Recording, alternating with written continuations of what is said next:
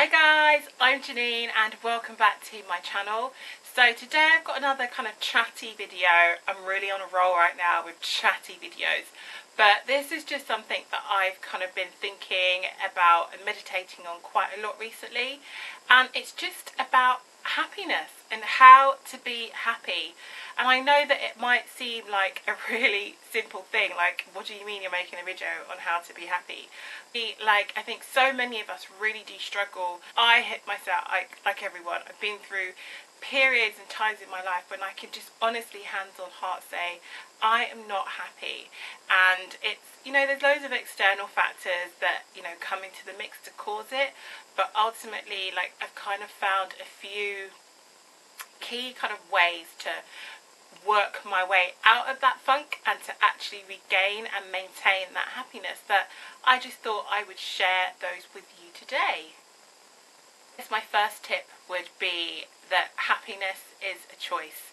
I know that sometimes there's tons of other stuff that's going on in our lives that make that choice harder, but ultimately something that I found for myself is whether or not I'm happy is often a choice I've chosen to make. So whether it be like there's like issues with friends or family, the only thing that I can control is my immediate sphere of influence and myself. So if I can choose that, even though I'm going through a lot of difficult stuff and there's things that are happening that are making me maybe feel down and stealing my joy, that ultimately that happiness is a choice, and that it's whether I allow all of those external factors to kind of come in and make me feel really, really overwhelmed and to steal that happiness and that joy away. So that was kind of like the first thing that I got to a point of being able to honestly, hand on heart, say, you know what, I'm going to take control of this and I'm not going to allow everything else to take that happiness for me. I'm going to make a stand and make an active choice to be happy. I'm not going to lie, it's not easy. In fact, it's a daily struggle every day to actually say I choose to be happy. And sometimes I'm faking it. I won't lie, I am faking that happiness, I'm faking that smile. But I really do believe in like faking it almost until you make it sometimes, because you got to start from somewhere, hey. And yeah, just choosing to have that positive mindset and attitude really, really helps to have those feelings and those thoughts manifest in your life to be actually the reality that you're living in. Started doing quite recently, actually, I'd say maybe within the last year and a half, maybe a year or so, has been to practice mindfulness.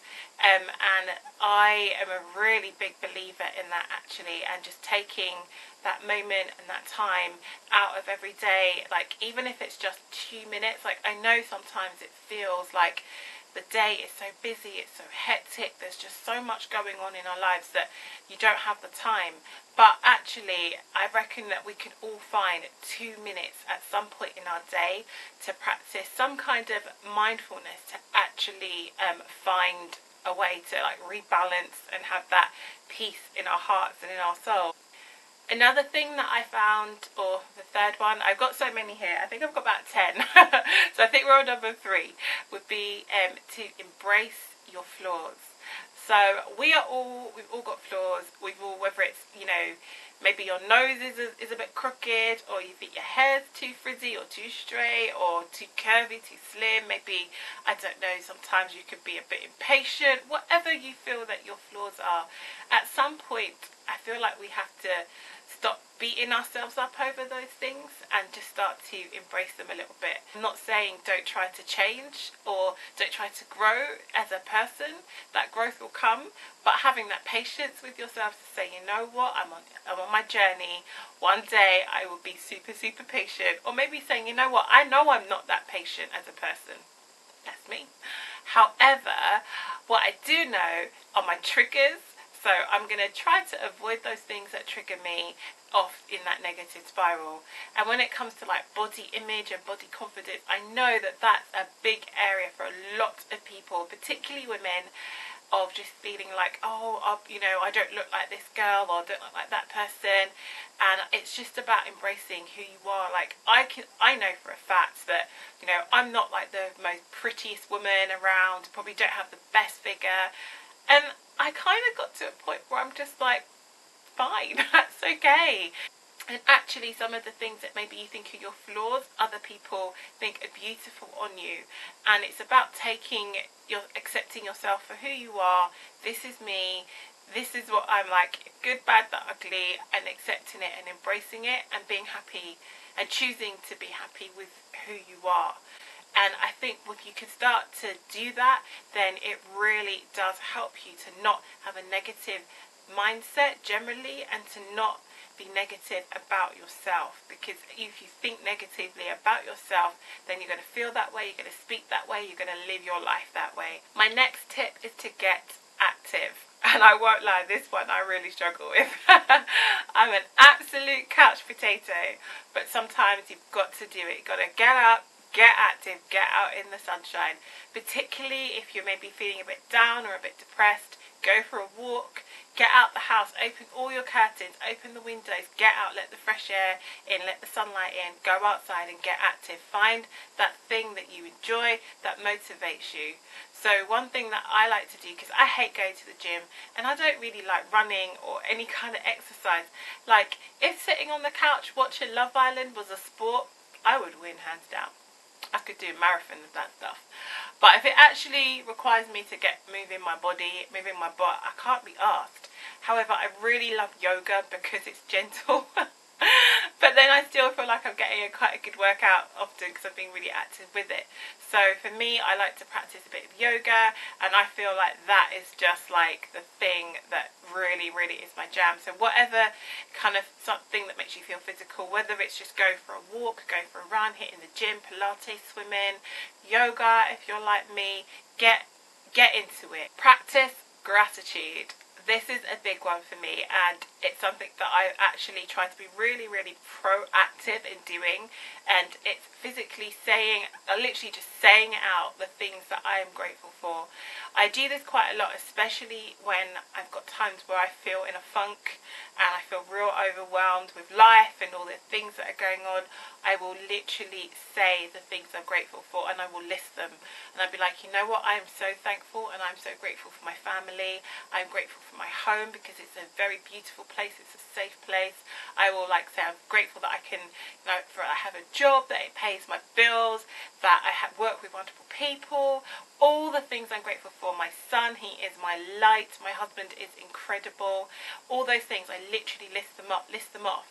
And that really does help to have a shift in your mindset, because if you can just find things that you're happy about, that you are grateful for even, then it really does help you to stop feeling so down, miserable, because you think, hold up, I'm feeling grumpy about this one thing, I'm down and nuts about this one thing, but I've just listed 10 things that I'm super, super happy about.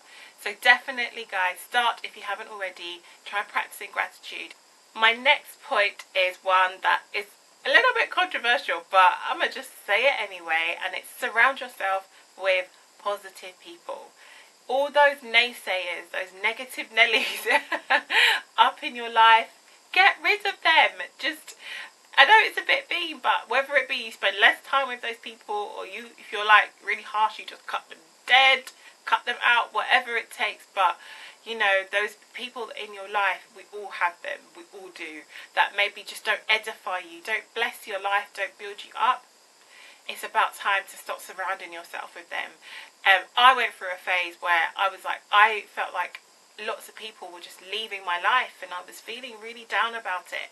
And I realised, hold on a minute, you know what, my friendship group is small. It's like 5 people small. It's like one hand, count them, small. And I was like, this is cool though, this is okay. It's about quality, not quantity. Those people that are in my life that I class as really good friends, when we talk and we engage, we build each other up.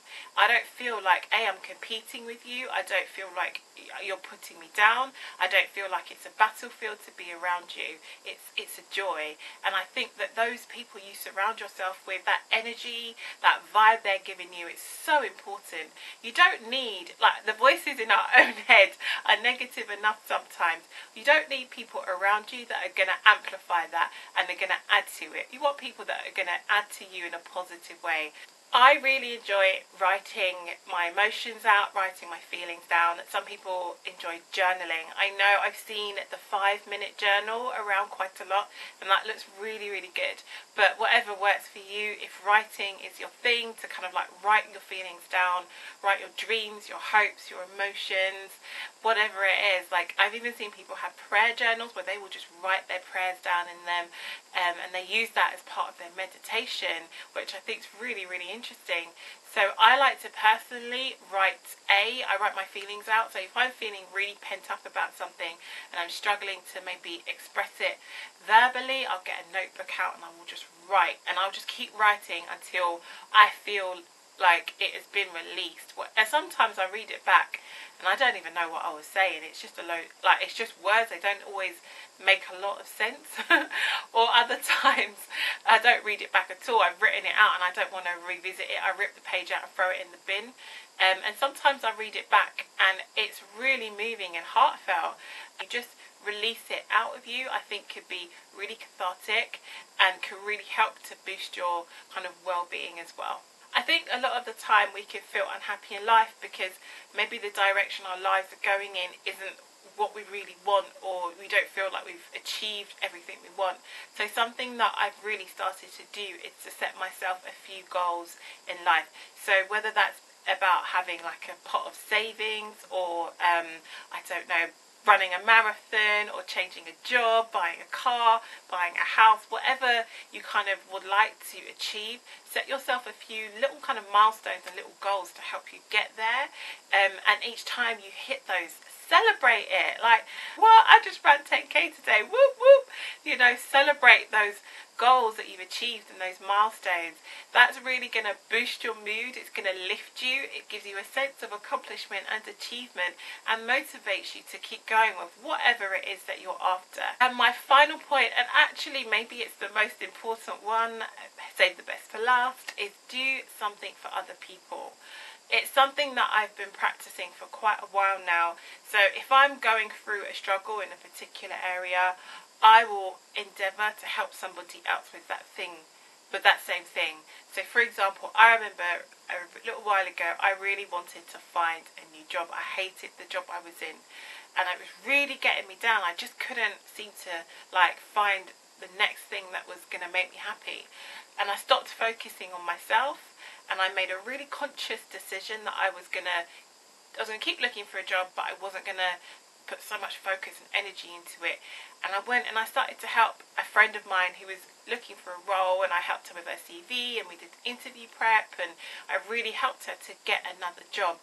And actually, once I stopped focusing all my attention on me and how I was feeling and how down in the dumps I was, I felt so much better. It took a while for my situation to change, but I felt better while I was going through it, because I was being selfless and I was helping somebody else.